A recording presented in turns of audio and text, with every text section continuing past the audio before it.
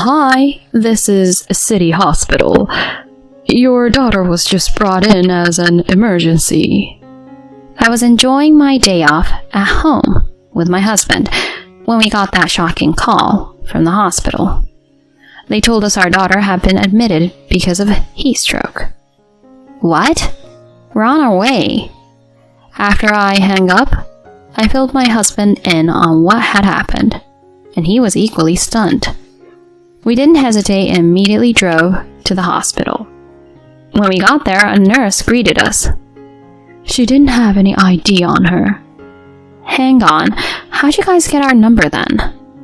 You know, one of those emergency tags? She had a keychain with your info on it, so we dialed that number.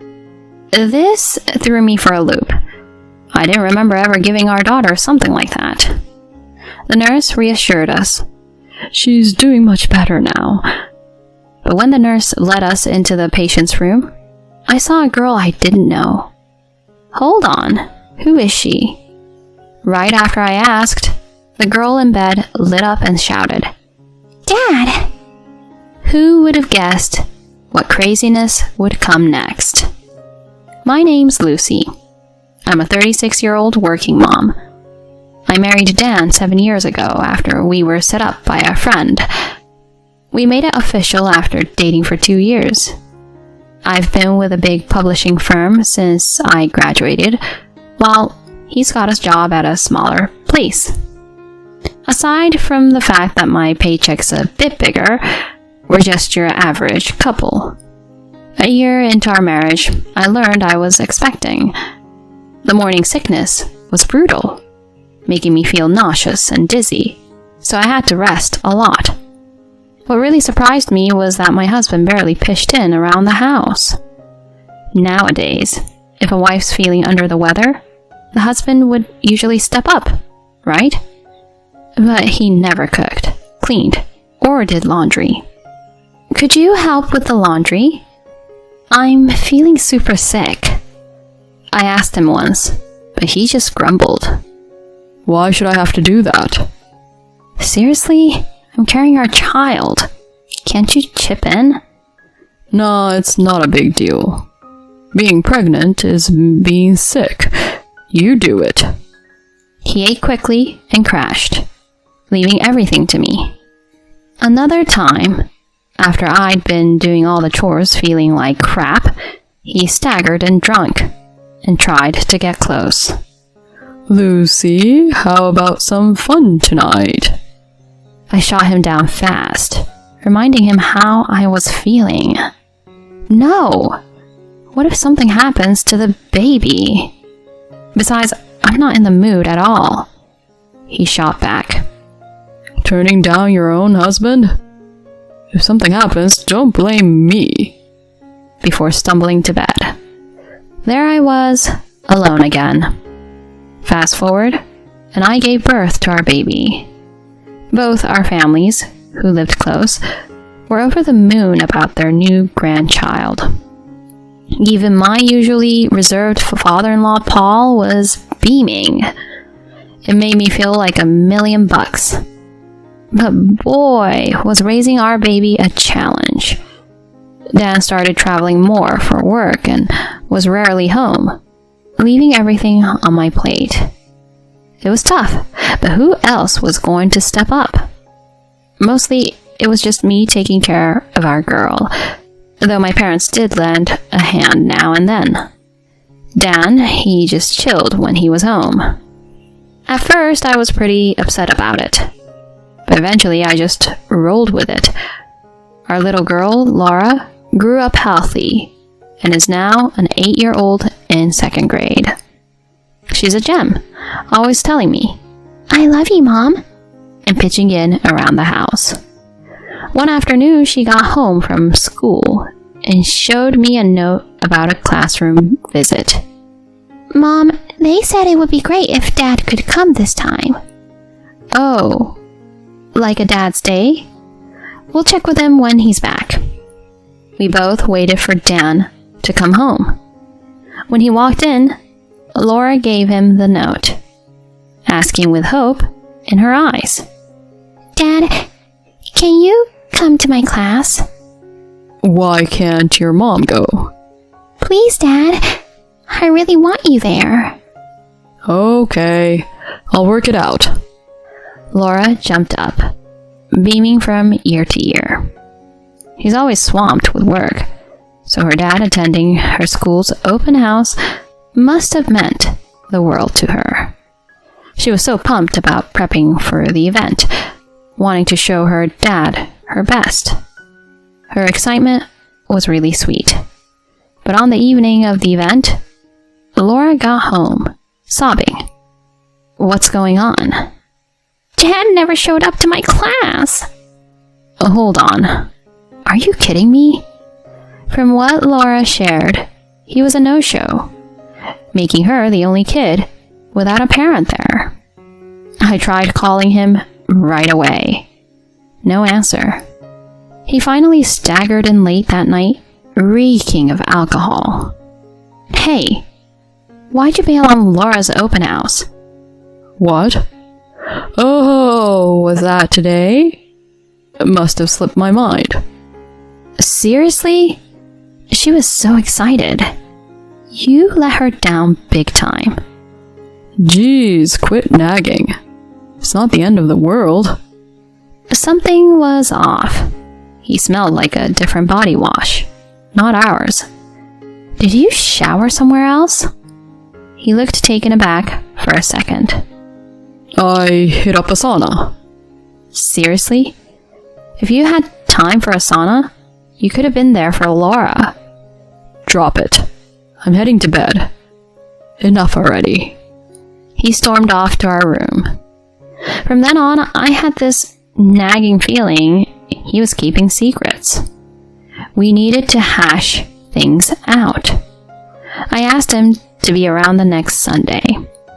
Laura was set to join a day camp with her friend's family, so we'd have the place to ourselves. Dan rolled out of the bed late, looking all cranky, but I reminded him we needed to chat. As he begrudgingly sat down, he asked, So, what's up? Well, but just as I was gearing up to dive in, our landline buzzed. Talk about timing. I answered. Hello? City Hospital here. Your daughter was just brought in as an emergency. Say what? Apparently, a good Samaritan found her passed out on a sidewalk and dialed 911. The hospital thought it was a heat stroke and were running some tests. Oh no! I'll be right there. That's the city hospital, correct? After filling in Dan, we both, in complete shock, sped over to the hospital. What the heck happened at camp? Is she alright? My head was spinning with questions as I drove. When we got there, a nurse approached. You're Laura's parents, right? She didn't have any ID on her. Hang on. How'd you guys get our number then? You know, one of those emergency tags. She had a keychain with your info on it, so we dialed that number. That threw me for a loop. I never gave Laura any ID like that. How'd the hospital get our number then? Someone else must have given it to her. This is her room. She's doing okay now. The nurse led us to a room, but inside was a girl I'd never seen. Hold on, who is she? As I was trying to figure it out, the girl in bed chirped up. Dad, you're here! Excuse me? She was definitely calling Dan Dad. I glanced at him, and he was white as a sheet, lost for words. Hold on, why is she calling you Dad? Dad, who's she? Isn't Mom coming? I'm starving. I turned to the stunned Dan, shaking him. Okay, what's going on here? Well, this is, He struggles to find the right words. Getting closer to the bed, I spotted a kid's bag with a keychain hanging from it. This keychain had 2 handwritten phone numbers. Our home number was one of them. The other was a cell number I didn't recognize. But that handwriting was all too familiar. It was definitely Dan's. The little girl, looking up at me with those big eyes, had an uncanny resemblance to him. The truth started to sink in. This girl was his secret daughter. He had carelessly scribbled our home number on her ID keychain. What a dumb move. I was beyond mad. A mix of shock and simmering anger. Given we were in a hospital, I kept my voice low and hissed at him. Don't even think about bolting.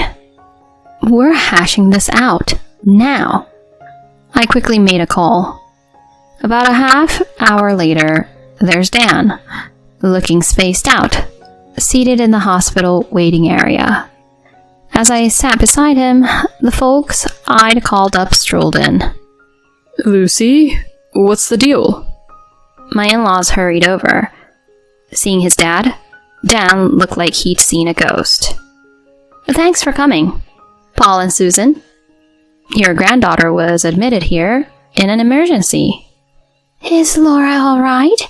Did something happen to her? Susan's worry was palpable, and I just shook my head. No, it's not about Laura. Come again? Without a word, I just gestured towards the hospital room, and they took a peek, then returned. Lucy? Who's that little girl? Susan's face went white, and beside her, Paul looked baffled. That's Dan's secret kid. His what? The look they shared was pure shock. Susan edged closer to Dan. Please, tell me you didn't. Then I saw another woman, eyes wide as saucers. Dan? Molly? What's going on here? I had posed as a hospital worker and called the other cell number on the ID tag, bringing her here. I greeted her with a smile. Nice to meet you. Mind taking a seat? We should probably chat. In a quiet corner of the waiting area, Dan and this unknown woman sat down, with me and my in-laws in front of them. All right, Molly's mom, can you start by telling us who you are? She answered, sounding kinda distant. My name's Taylor. Okay, Taylor. What exactly is your relationship with my husband? Well... She hesitated, and when she went quiet, I shifted my gaze to Dan. So Dan? Spill. What's your deal with Taylor and the kid in that room? He just shook, looking at me, lost for words. Right as I was going to push for more, my father-in-law's voice cut through. Out with it. Dan just broke. Barely above a whisper, he confessed. Taylor and we had an affair. Molly's my daughter. I kept a straight face, but Susan started sobbing, and Paul just dropped his gaze, heartbroken. So what's the full story here? Break it down for me. He sighed. Okay, here's the thing. He began to share, albeit hesitantly. When I was pregnant, I dealt with morning sickness and wasn't up for getting close, which really bugged him. Around then, he started seeing his coworker Taylor, who went after him. The affair went on, and when our daughter Laura turned 2, news broke that Taylor was expecting. She decided to keep the baby, and he went along. He'd head over to her place after work, even making up business trips to spend the night. You've been deceiving me all this time? My voice was soft, but my disbelief was clear. And he had the nerve to snap at me. This is mostly on you for not being there for me when you were pregnant. Excuse me? Do you hear yourself? I didn't do anything wrong. Things just happened. Dan mumbled. Right then, Paul, who'd been beside us, got up and shoved him. Cut the nonsense. Whoa, Dad. It's clear you're the one at fault. Apologize to Lucy. Look. Taylor, who'd been quiet till then, finally opened her mouth. Dan and I are in love. Molly's the fruit of that love.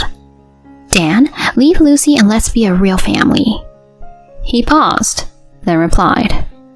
Wait, I'm not thinking of divorcing. What's that supposed to mean? You can't hold down a job, and aren't great around the house either. Really? That's what you think of me? Taylor, in a fit of rage, grabbed and shook him. Everyone, including my in-laws and me, just stared, stunned. But I jumped in when I saw others gawking. Enough. Look, Lucy, I'm really sorry for the affair, but my heart's with you and Laura. He reached out, but I pulled away sharply. Are you serious? Divorce is happening. Taylor's face brightened, contrasting his stunned look. There you go, Dan. She's saying divorce. Let's be a true family. Taylor, you can have this jerk, but you owe me first. She looked taken aback. I let out a sigh. You thought you could mess around with a married man, have a kid, and everything would be peachy? I'll get my $65,000 lawsuit if necessary. I can't cough that up. You're so cold. I brushed off her comment and addressed Dan. And you, Dan, you're on the hook too. I want child support and alimony. He looked completely beaten down as Paul hit his head. I walked out on them. With my in-laws backing me, the divorce was quick. They reached out to Taylor's folks, filling them in. They were angry with Taylor and ended up covering for her since she was broke. They vowed to take Taylor and Molly back to their small town. That was the end for Dan and Taylor. He handed over most of his savings to me. With child support for Laura, and now Molly, he's tight on money. But Paul swore to make sure he pays his due. Hopefully, he'll think hard about his choices and step up. As for me, I used that money to relocate and give Laura and me a fresh start. I had my concerns, but she comforted me, saying, "With you by my side, Mom, I'm good." Now, I'm focused on her joy and our bright path ahead.